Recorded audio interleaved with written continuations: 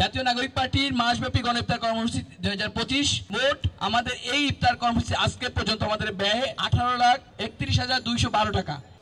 আমাদের আয়ের খাত ছিল মূলত তিনটি।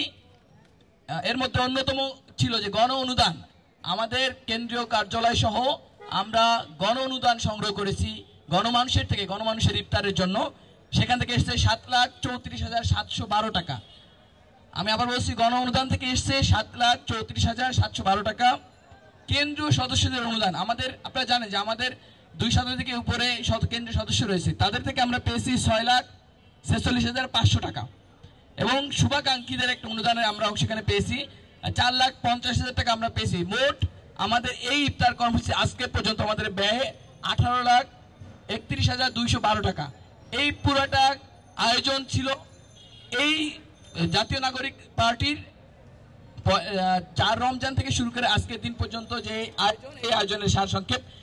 আমি আবারও ধন্যবাদ কৃতজ্ঞতা জানাচ্ছি আমাদের এই সাথে যারা আমাদের ইফতারিতে অংশ নিচ্ছেন, আমাদের সার্বিক কাজে সহায়তা করছেন, এবং জাতীয় নাগরিক পার্টির কেন্দ্রীয় প্রতিনিধি যারা, বিশেষ করে মশিউর রহমান ভাই সহ নিজাম ভাই, আমাদের কেন্দ্রীয় সদস্য মহোদয়, সকলেই আমাদের সার্বিক কাজে সহযোগিতা করেছেন।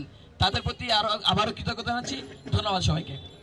আপনারা দেখেছেন সেই ৭১ সালের মহান মুক্তিযুদ্ধের পরবর্তী সময়েও আমাদের যারা হচ্ছে এই বাংলাদেশকে যারা শাসন করেছে, আমরা দেখেছি তাদের মধ্যেও সেই ব্রিটিশদের, সেই পাকিস্তানিদের যে ভয়ঙ্কর রূপ, তার চাইতে আরো বেশি ভয়ঙ্কর রূপ আমরা দেখেছি। আমরা বাকশাল দেখেছি। আমরা গত 16 বছর শেখ হাসিনার জালিমতন্ত্র, ফ্যাসিস্ট শাসন ব্যবস্থা আমরা দেখেছি। আমরা দেখেছি জুলাই বিপ্লবে কি করে সাধারণ মানুষকে হেলিকপ্টার দিয়ে গুলি করে হত্যা করেছে।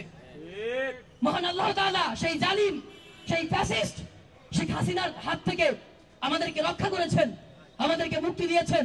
মহান আল্লাহ তাআলার রব্বুল আলামিনের কাছে আমরা অসংখ্য অগণিত কৃতজ্ঞতা এবং শুকরিয়া জানাই।